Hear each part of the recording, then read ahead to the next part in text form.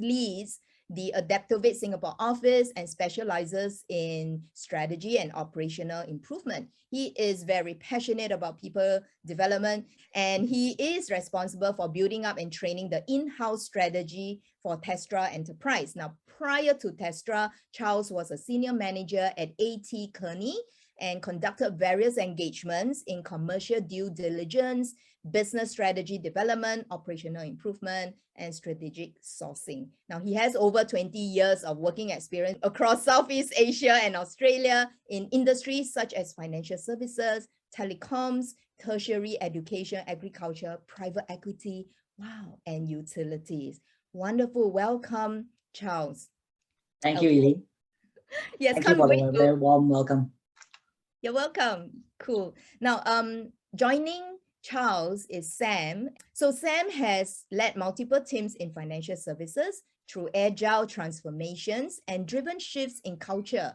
That's not easy, to a more customer-focused and human-centered approach. Now, he's passionate about helping teams learn, grow, and deliver more value through new ways of working. Prior to joining the firm, he has 20 years of experience in strategy, transformation, technology, marketing, digital channel, leadership, risk management, sales, and M&A. He has led the digital sales team for Global Bank in Singapore and led a large Australian bank's website team, worked in a bank M&A team for several large acquisitions and divestments, and designed and built software solutions for a large Australian bank. Now, both are joining us today on this very, very apt title, Consider Consulting as a Career Option. What a rare opportunity. Thank you. Over to you. I guess maybe I should just provide a very short introduction onto management consulting as a career. Since Eileen has introduced me, I think it wouldn't make much sense to belabor the point. Now, I'm not sure how much does everybody know about the management consulting profession, but oftentimes you will find companies having problems or issues of all sorts, right? It could be problems relating to their revenues, or problems relating to their costs, or problems relating to their strategy. And for various reasons, either they will not have the capability to answer those questions, or they may not have the capacity to answer those questions, or they may not have the time to answer those questions. Sometimes it's a combination of all of the above. And so what do? So very frequently, they will then turn to external companies like management consulting firms and say, I have this problem here. And I do have a bit of an idea how to solve for it, but can you help me to solve for it, right? And then, and then management consulting companies tend to charge a fee, and then, they will perform the work. And typically at the end of the engagement, they'll produce some sort of PowerPoint deck, right? It can run to hundreds of pages that says, and here's the answer. Here's the answer. So some of you might be asking, okay, that sounds like fairly interesting, but what makes that profession interesting? So from the perspective of the person who's the management consultant, it is a very fascinating career indeed, because you get to experience a multitude of industries, you get to solve a multitude of business problems, and prior to COVID, it could be in a multitude of countries, right? So the consulting profession is relatively intense, particularly in our part of the world, because for most consulting companies that operate out of Singapore, it's sort of like a HQ of sort, and people tend to fly all over the place, right? So it's not infrequent to hear people flying out either Sunday night, Monday morning, and then they only fly back Thursday evenings, sort of thing. And then they work from the client office. So it tends to be a pretty rigorous career, but it is at the same time pretty fascinating, because you get to work on a broad range of issues, across a broad range of industries, across a broad range of cultures. Then a pretty common question then some people might ask is to say, that sounds really exciting, but what enables you to be in a position to do that, right? What sort of capabilities or skill set do you require? And how is it that you are able to solve such a wide variety of problems, right? And it all comes down to a combination of methodology and for lack of better word, the intelligence or the smarts, right? So Yeah. typically, management consulting firms, they tend to hire generally at two levels, either fresh graduates or people with MBAs, and then they take them in, they give them very, very intense training, and then they have a set of processes or methodologies, and then they apply this. They get the really, really smart people that they hire to apply these methodologies at the client, and a lot of judgment is needed. So that's in a nutshell what the profession is sort of about, right? That was a fantastic summary. And actually, I was just thinking while he was doing that, that's one of the core skills of a consultant, is the ability to communicate things very succinctly and structured in a really, really good format. So I thought that was a nice example there. Just to add on to the sorts of skills that it takes to be a consultant, that structured communication is really important, and kind of preceding that, and as a driver of that, it's the ability to look at a problem and be able to break it into parts and be able to apply structured thinking to come up with a solution that you can then communicate in a structured fashion. So that's really important. And again, Charles is a great example of that. Another thing that I think has really struck me is the ability to be a bit of a chameleon and to fit in, in a variety of different environments. You work with all sorts of different clients. They may have from simple things like different dress codes, different cultures, different ways of interacting with each other, and being able to do all of that is certainly a huge plus. You have to have a drive and proactivity, a hunger for learning. You guys have probably all heard of growth mindset. We talk about that a lot at ADAPTOVATE, and that's something that, if you have it, it can really stand you in good stead. Probably the other dimension that I thought it might be worth quickly just talking about is, what does a day in the life look like? What does a consultant do day to day? And in my experience, there's a lot of PowerPoint. So designing slides, using slides to communicate that structured information that we've come up with. It's a great way to communicate with clients. We use Excel for solving problems as well. There's a lot of relationship building, talking to clients, coaching clients, understanding their needs and coming up with solutions and that sort of thing. A lot of meetings, and the work's quite lumpy, if you know what I mean. So when you're on a case and you're really, really busy, you could be working extremely long hours. And then when you're not, we call it being on the bench, and you focus on the firm itself, growing the firm, building the firm. It's quite entrepreneurial then. So it's sort of two different modes of operating for us as well. So that, I guess that's my little piece that can add on to what Charles provided. How about we jump into some questions? Oh, absolutely. I think you've got quite a few already. I think the question that was in my mind is, I've seen professionals who got into consulting at a very early stage of their career because, a lot of big boys just hit straight to the graduating cohort, and then they basically just grab the cream of the crop, exactly, to what, Charles, you were kind of alluding to in terms of the smarts. And so did both of you actually land in that, started your journey that way as well? Yeah. Maybe I will start. And yeah. I think I was actually one of the outliers. I actually joined management consulting via AD at a very, very old age of 33, I think it was. Oh my, you used the adjective old. Yes. Well, I do it very, very deliberately, Eileen. In fact, I probably am one of the oldest joiners, even post MBA.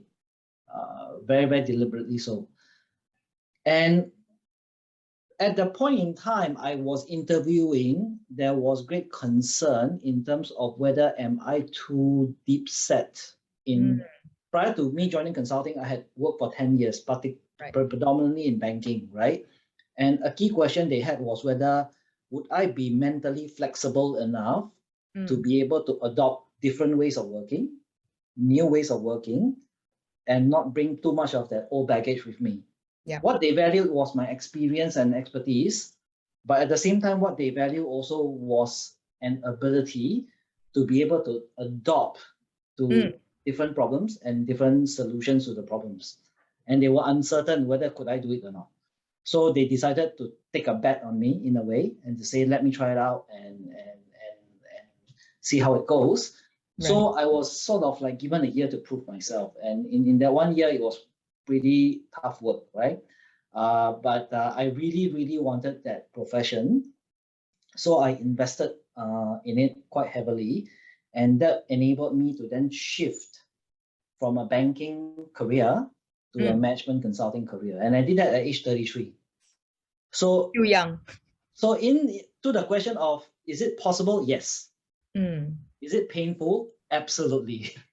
Totally. Yeah, you mentioned you invested. So sorry to cut there. I'm just curious. You mentioned that you invested heavily. So maybe we can, give a little bit more insight to our audience. Like, what do you mean invested heavily? Is it just financial? But it's not just that, right? It's time.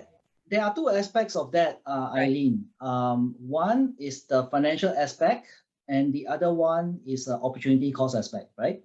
In terms of the financial aspect, when I was working with a bank in Singapore, I was, earning a somewhat reasonable salary, but the career growth was really small, and the increments per year was really little. I was basically getting inflation plus increments, which, as everybody here on this call knows, is not a lot, right? 3 to 5% every single year, very steady, but it's not groundbreaking. And I felt that, I needed something really more, right? So I decided to go and do a master's of business administration in one of the top business schools in Australia. So that took me away from work for about 1.5 years. So for 1.5 years, I had no income. And I have to pay for the cost of the MBA, and I got to pay for the cost of my living expenses in Australia. Wow. My guess was I spent in the realm of about $250,000 for my education, right? And then I joined A.T. Kearney, and I immediately had a 20% salary improvement over my previous salary at the point when I entered. Oh. Subsequent to that, the annual increment was in the realm of about 10-15%. So it was very substantially more than the previous banking sort of increment, right? But then I sort of like had to join at a level below what would have been normal for a person holding an MBA, predominantly because of my age. It is less so of the company trying to discriminate against me, but more in terms of the uncertainty whether would I be able to function as a management consultant or not. So I basically co-shared the risk with the company in terms of proving that I can do it. So I decided to invest in myself to say that I can do it, and I don't mind taking a pay cut in a sort of way, just to show you that I can do it, right? I want to show you that I'm tenacious enough and I'm willing to put money on it. So that's what I did, and I proved it to them. So within a 5.5 year range, when I was in Kearney, I was promoted twice, and by the time I left, I think my salary was 2.5 times when I joined. Wow, what a huge uplift. This is a very good roughly story. 5 and over years, right? So for those of you who are interested in numbers, generally the salary range at the starting point, you might get 80,000 a year, and it goes up to anywhere in the realm of $500,000 to $1 million a year at the higher end, right? Of course, this is over quite a period of time, right? But this is the sort of range we're talking about in terms of annual salary package.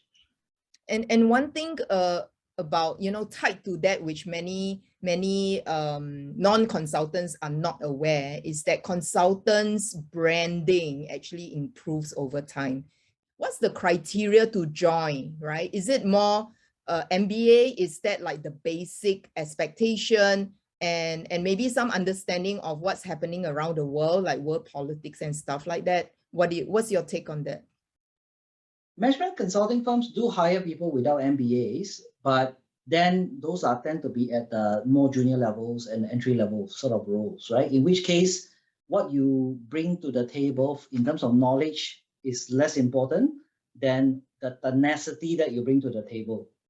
I do hire fresh graduates, for example, and I tell them the number one requirement I'm looking for out of you is to show me how tenacious you are. I literally will need people who will never say die, right? Because they are going to be given very, very challenging situations every day, and something totally new every day. So they just need to have this attitude that, yes, I'm in learning mode, I'm never going to give up.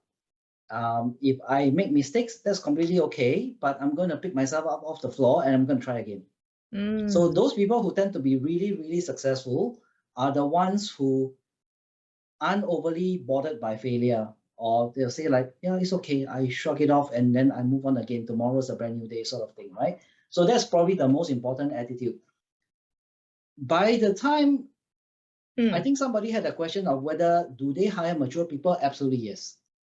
But then there are two requirements around there, which is that you have to bring along with you relevant industry expertise, and you still will require that flexibility that Eileen mentioned in terms of the ability to adopt new problem-solving methods, the ability to adapt your knowledge to different industries. Because without that, you aren't going to be able to make your knowledge relatable to somebody in a different context, right? And in today's world, that's pretty important, I would think. Okay, how do management consultants thrive in domains which are completely new, like the metaverse or post-COVID world where there's no prior knowledge or experience? The simple answer to that is quite frequently, consultants depend on this approach, which is called the structured problem-solving approach, or a different way to frame it is this thing called the pyramid principle. So a long time ago, a lady called Barbara Minto wrote a book called The Pyramid Principle and came out with an approach that took a problem. It teaches you how to take a problem, how to break it down, and then how to solve for the problem, and then how to communicate that problem. This was something that Sam alluded to just now. And if you master this approach, you can literally apply it to any variety of problems or issues that you see out there. So because of that, consultants tend to have a, I don't know whether can you call it superior ability to deal with the ambiguity or to deal with problems that they have not encountered before. Because once you master this process, you can say, well, logically, I would tackle it this way. And is that the right way? And if it's not the right way, I will adapt my approach until I get to the right approach. So ADAPTOVATE, we are sort of like a niche boutique consulting firm that focuses on management consulting married with agile coaching. So we were approached by a pharmaceutical company in Taiwan, and then they wanted to solve this problem around their supply chain when they supply chemicals to hospitals. Right. So I had never worked in a hospital, I had never worked in pharmaceuticals, and I had not done supply chain before. But I led that program, right, for a 12-week program with one of my junior consultants, and we did a job that the client was relatively happy with. And how we were able to do it is we rely upon this structured problem-solving approach to say, okay, this is how you break your problem down, right? You identify where is the key problem, and then you brainstorm solutions to that problem, right? So what we brought to the table was a particular approach. We helped the client to implement it, and we trained them in the process of doing it, and everybody walked away happy. So hope that answers the question. Very nicely, yeah. But so Sam, any inputs to add on to that? I think Charles summed it up. Probably approaching things with bigger context is always useful. So, if you have spare time and you fill it by reading books, reading about business, strategy, leadership, politics, maybe not so much unless you're a political consultant. But if the more context that you have, the more you are able to bring general knowledge to bear on a specific problem. So that's probably what I would add, is having the process or the structured methodology for thinking through a problem, but then also having that background knowledge to be able to quickly kind of identify what sounds like it will make sense in a given situation. I'm just curious, you know, do you focus more on, you know, putting people through like testing them on a like case interview approach? You know, how do they interact with the clients? How do they suss out the problem? And do you actually put them in a kind of simulated or assessment center kind of approach, or do you just throw them a problem and see how they solve it? So which one, or both? I don't know. You got it completely right, Eileen. In management consulting environments, it's very common that you hear about this thing called the case study interview, correct. where the interviewer will give you a scenario, and the aim of the scenario is basically to test your problem solving approach in terms of how your mind actually works, and how do you communicate in a sort of a two-way communication fashion in terms of that problem solving process. So what is more valuable is the how you go about doing it, and less so the answer, right? So if somebody interviews with me, they'll get all sorts of weird scenarios, right? So I can think, if I were to think about when I interviewed with Carney way back when, one question I was asked was, what is the size of the tire market in Shanghai? Something like that, right? Or a very common one you will hear people ask is to say, how many tennis balls can fit into a 747? Yeah. Right? That would be a very common one. Yeah. I don't want to review my actual case study questions Yeah. today, because then, I was thinking that people are going to prepare for it. But it's somewhat of that nature, right? Where you get asked all sorts of weird questions, and the whole aim behind that is just to understand, how do you think through a problem and how do you solve that? Isn't the problem it solving so? approach. Yeah. But I was thinking, you know, and probably this question is lingering in all the audience's mind. It'll be something like, I've not done it before, and there are, you know, many people like me who have not done it before, and we're all vying for it. And so isn't it looking for someone who believes in them, who maybe want to invest in them, is equally important? You know, some believer or a career sponsor per se, somebody who is willing to take the bet on you. And how can they go about finding such a person? Do you have one to begin with? The most important thing, Eileen, is to say that, some people will think that, oh, the management consulting career sounds like quite sexy and quite interesting. Yeah. Many a time, if you go to a business school or MBA school, they'll say there are generally two careers that are highly attractive to an MBA graduate. One is management consulting, and the other one is investment banking. Because in both cases, you will get a high-paying job. It's very intellectually challenging. Yep. You can get to see the world, and it's attractive in many fronts. However, I would have to be quite honest to say that this kind of profession is not for the faint of heart. It can be pretty strenuous, so you really need to know what you're in for. And also, in terms of this structured problem solving approach that I keep talking on about, somebody can understand the rules of playing chess relatively easily. But for you to become a chess grandmaster is a completely different proposition, right? It takes years of practice. Management consulting is somewhat the same. The rules of the game, the Minto's pyramid principle, is not that difficult for you to access. You can read the book, you can understand what it's all about. Putting that into practice is the difficult part, right? And that requires quite a fair degree of practice. Okay, sounds good. And let's say you have two individuals coming in who have, somewhat similar experience. To what degree do you focus on EQ and mindset? That's actually one of the questions as well. For many management consulting firms, the ability to relate to another person as you speak is quite important. In ADAPTOVATE, is doubly important, because we do function as agile coaches, in which case the EQ aspect of it is critically important. Being able to not just listen to the other person speak, but to comprehend what they speak and then add to that is critically important to the success of the individual.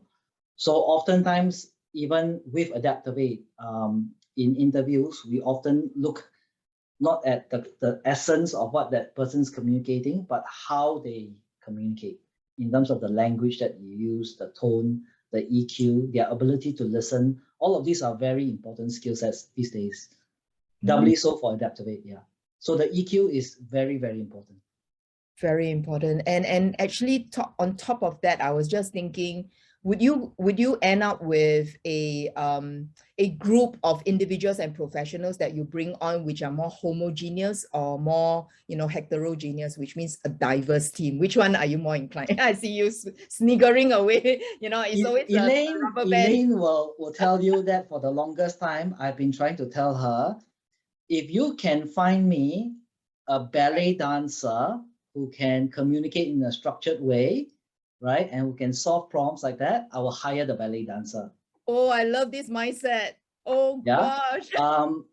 We don't only hire people from traditional management consulting backgrounds. Within the firm, I myself have a banking education. Yep. Some of our team members have engineering education. Yep. We took in one person who has sort of like a culinary degree. We have another one who has sort of like a Bachelor of Arts sort of thing. So it's pretty wide and pretty varied. Yeah.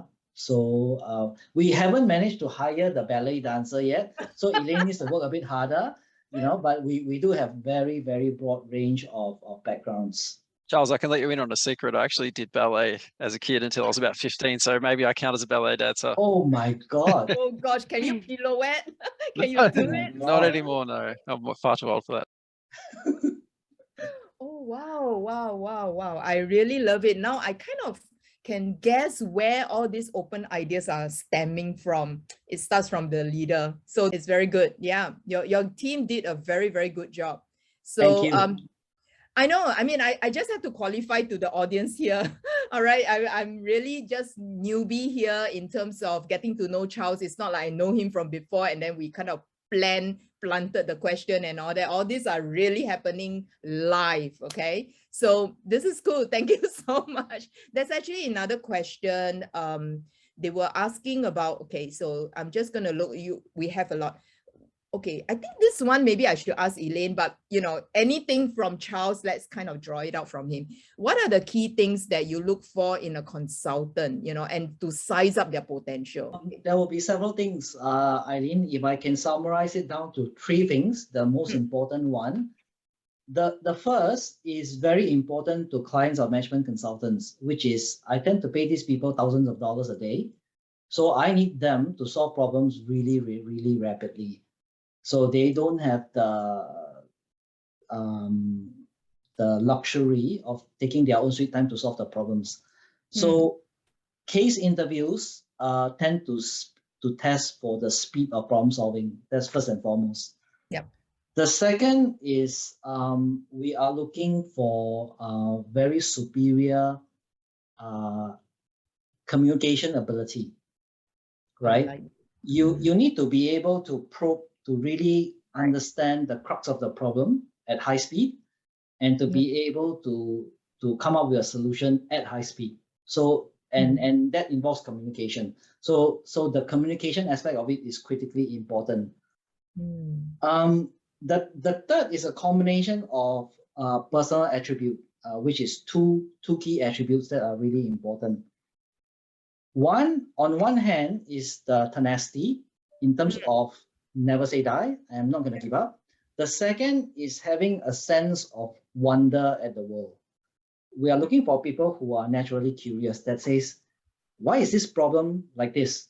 Why is this problem like this? And what can I do about it? And you know, a combination of being very tenacious to say, this is really challenging, I'm not going to give up, and why is this problem like that? And then go for it. is very, very important. I can see why you talk about the ballet dancer, because it's really someone who, you know, who's passionate in the craft, who basically, you know, the passion basically drives them, right? And then even though the event could be over, but they are not contented because they probably saw that there is potential to do even better. Like any artist, you take pride in your work. And Totally.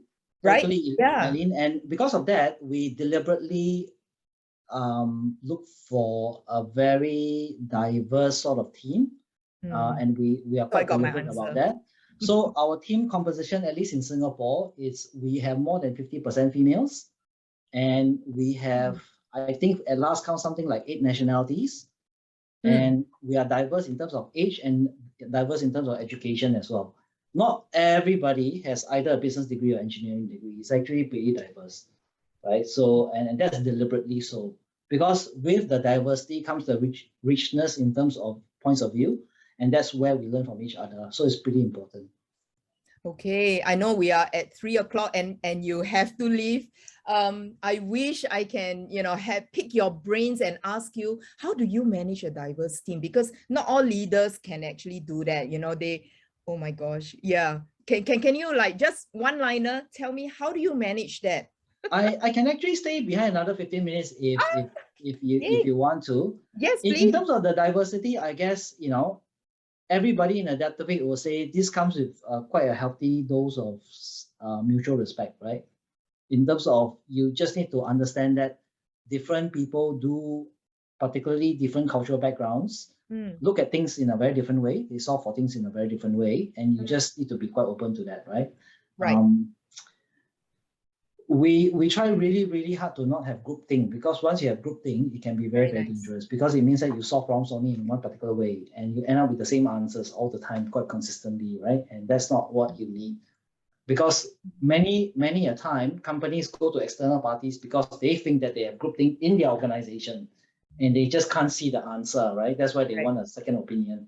And if you as an external party cannot bring that to the table, then where is your value add? And what justifies you charging hundreds of thousands of dollars of fees, right?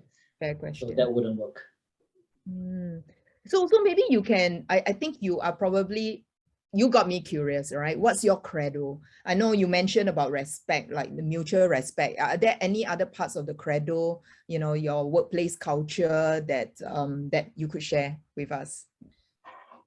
If I were to look at our company name of ADAPTOVATE, Adapt and Innovate, we actually are looking for people who are able to be quite adaptable to different problem sets and have that intellectual hunger to go and solve for this.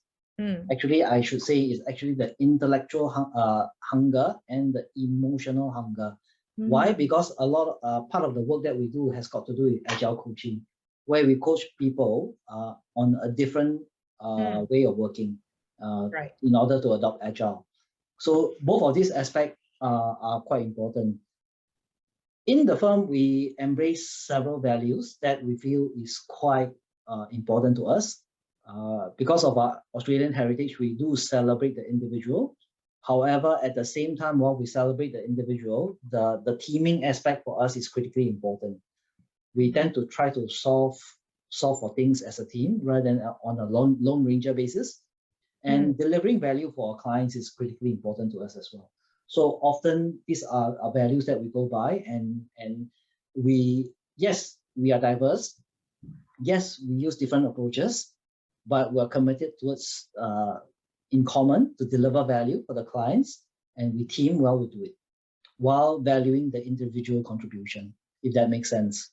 That makes perfect sense. I think you probably, you know, would welcome when someone initiate a healthy debate, so to speak, right? With the best intention. Wow, makes me feel so motivated, like, you know, really. I mean, this kind of culture is almost non-existent, I would say, you know, because it exists in theory. Yeah, because of the differences, and to have that kind of environment to be able to stomach the differences. It's not easy because we always fall prey to misinterpretation, right? We always think, yeah, you're hiding behind that healthy debate, but you're just shutting me down. Yeah, right? Yeah, but you have to be up for it, right? I mean, we have a healthy debate about the issue, but sometimes the debates can be quite vigorous, right? So you have to be able to be willing to stand your ground and defend your idea. And you also need to be willing to accept, hey, maybe somebody else does have a better idea than me, right? And maybe that idea is better. And to be humble enough to be able to accept that, oh, you know, maybe Sam has a better idea than me. In which case we should go with Sam's idea, right? So yeah, so things like that. Okay, that is a very poignant question in mentee, and the question was, you know, would someone who is 55 to 65 years old be suitable in management consulting? Yeah. Without prior experience, it'll be very painful for you. Yeah, okay. I think it'll be very, very painful. Answer. Unfortunately, it may not be worth the pain. Yeah. Okay. And have you actually seen anyone, you know, with the best intention, of course, but when they are put in the job, they are not actually leading the transformation project very well? And so, you know, have you seen anyone actually fail in that? Let me answer that question in a different way, which is, if you think about all the people who have come through ADAPTOVATE's doors, particularly in Singapore, has there been any individual who didn't quite make it? The answer is absolutely yes, right? Have we ever fired anybody? The answer is totally no. We have not fired anybody. But there have been several individuals who felt that the role isn't quite what they expected it to be, or they felt that, you know, maybe from a capability perspective, they were not quite well suited to the role, and then they left of their own accord. So typically in management consulting, you'll find that the turnover rate is relatively high for various reasons. One is because of the high travel involved, prior to COVID, that is. Some people can't take it, right? They just can't take that pressure of that high travel. Travel might seem like pretty sexy, you know, if you do it once or twice, but if you have to do it week in, week out for long periods of time, it can be not so sexy, right? So some people find that you just can't do it. Particularly when you come to that certain stage in your life where you want to have a family and, you know, you want to have family life, then management consulting can be pretty painful as a career if that's what you're after. For some people, they find that intellectually they just can't rise to the level required of them, or they run into their limitations, right? Where, you know, what the client wants and what they are able to provide doesn't match. In which case, you know, it will become very clear to everybody, and it can become quite painful. So from the client's perspective, it's like, I'm paying hundreds of thousands of dollars and I'm not getting what I need in terms of solving the problem. Why do I even pay you, right? So that's the challenge, because what they pay for is the intangible. Some people might argue that yes, it is tangible because of the PowerPoint decks, but then PowerPoint decks are just papers, right? They're just ideas on papers. You know, so it's a means to an end. It's a means correct. It's so but powerful. You're paying for the idea inside the PowerPoint deck, right? So which is intangible. So you know, that's the challenging part, right? So yeah. Wonderful. Yeah, I mean, you talk about, I mean, people who see that what we call the literal meaning of PowerPoint decks, then they're missing out the figurative meaning. Because I remember sharing with a professional, you know, when these individuals say, oh, I'm very bad at presentation skill, I say, but you're a very good scriber, and you control the attention, you know, on what gets written in a PowerPoint slide. So I said, you actually had the power of the pen, so to speak. And then all of a sudden the individual feels so empowered, you know, it's how you look at things, right? So nice. I was going to ask you, I'm going to make you, since you're here, I'm going to ask you this question. Yes. Do you have a mindset of, okay, this is my question. So of course I'm a bit selfish here. Do you have a mindset of when a consultant does very well, all right, and then it's getting a lot of, you know, attracting a lot of clients, but then you get some pushback from other consultants who say, hey, it's just not fair because, you know, this particular individual is getting, you know, and so what do you subscribe to? Are you the kind who will say, hey, go where the business go? You know, my nose is there, let's grow. Or would you say, nah, let's play the even game? Yeah, you cannot be dominating all these clients. I better stop there. What's your approach? Eileen, I think everybody in ADAPTOVATE would love for every one of our consultants to be loved by the client. We would love for every one of our clients to be loved by, every one of our consultants to be loved by a client. Sometimes we have the situation where the client love our consultants a little bit overly much. And then they So we have situations where consultants have not been allowed to leave the client, where they've been working with the same client for like 12 months, 15 months. Yeah. And in the consulting space, that's actually detrimental to their career. Understand. Because you only get exposure to one particular client, one particular kind of problem set. It actually will hamper their development in terms of the breadth and depth of skill set, right? Correct. So because of that particular reason, we in ADAPTOVATE actually instituted a policy that says that by the time a consultant is 6 months with one client, it will trigger a review period. And by 9 months, they have to exit that client. Very so that nice. they have a diversity in skill set. So we try to have like a mandatory rotation at maximum every 9 months if possible, right? And that requires some very difficult conversation with some clients that says, but this person is so fantastic, they are brilliant, and we love that person. We want to like hire them, steal them from you tomorrow.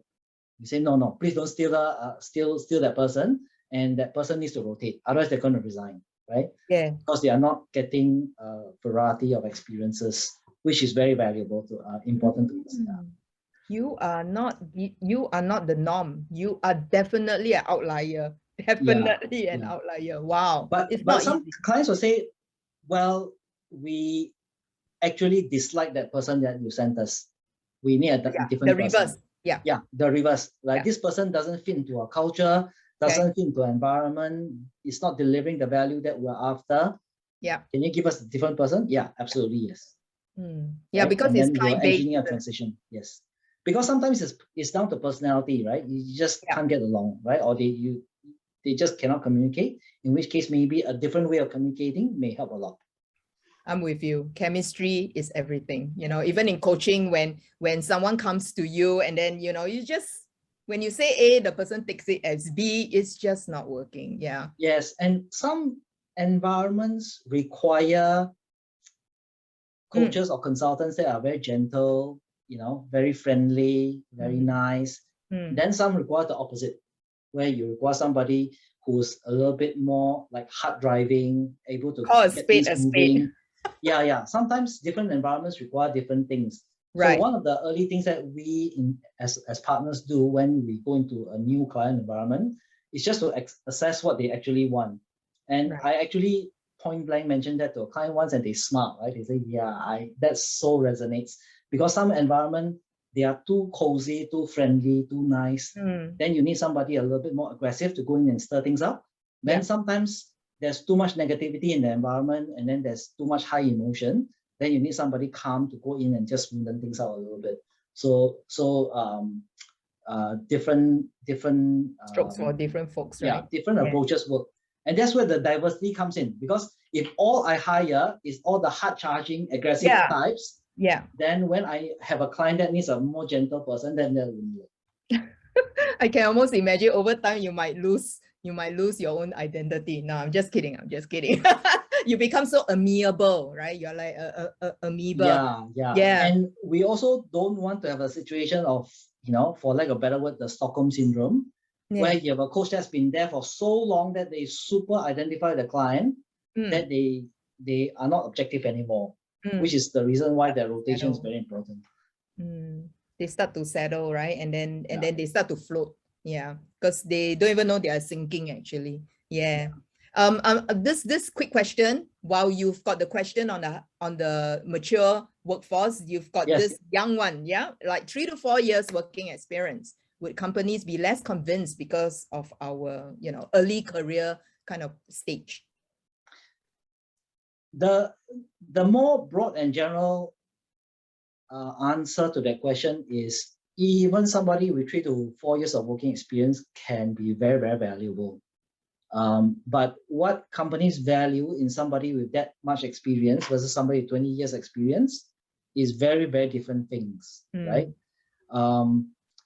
For the people with less working experience, what's valuable is your energy, your tenacity, your openness to new ideas.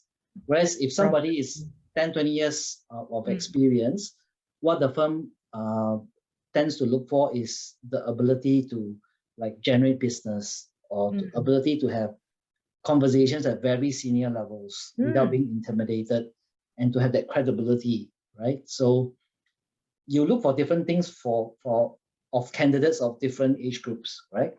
Yeah. From all the way from fresh graduates to up to partner level, right? We actually hired a few partners in other offices.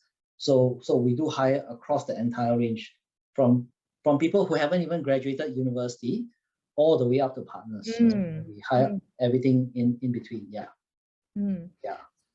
And in fact, I would say that, you know, every time when we bring in people with experience, it's really how they enter into the conversation using their higher order thinking skills, isn't it? You know, when we do things like compare, contrast, we look for similarities, we look for differences, we look for options, we look for stuff. So that's so cool. I'm just thinking that if you have an individual that comes to you with a lot of zest, with some business ideas, but ADAPTOVATE hasn't actually gone into that area, would you be open to like let this individual have an audience with you, have a time with you? Would you? We have a level called associate, and also have a different level. One level below that is called a graduate, where all we're looking for, the primary ingredient I'm looking for, are the two things: tenacity and the ability to communicate, plus a healthy dose of humility, right? So for those people, the skill set is really, really not important, because we have sufficient maturity that we have a pretty comprehensive training program. Even with somebody with a completely different background, it doesn't really matter, because we get them in the door, then we'll give them all the training necessary to get them up to speed, right? All we need is that they have an open mind and they're tenacious. And so long as those attributes exist, they will be able to do relatively well. And we have several experiences like that so far already. So one is that person from the culinary school who went on to do a project for one of the largest supermarket chains in Australia and did very, very well. And then on that same project was another person who was an ex-airline pilot, right? And then that project is ran by a lady who's a mother of two who works part-time.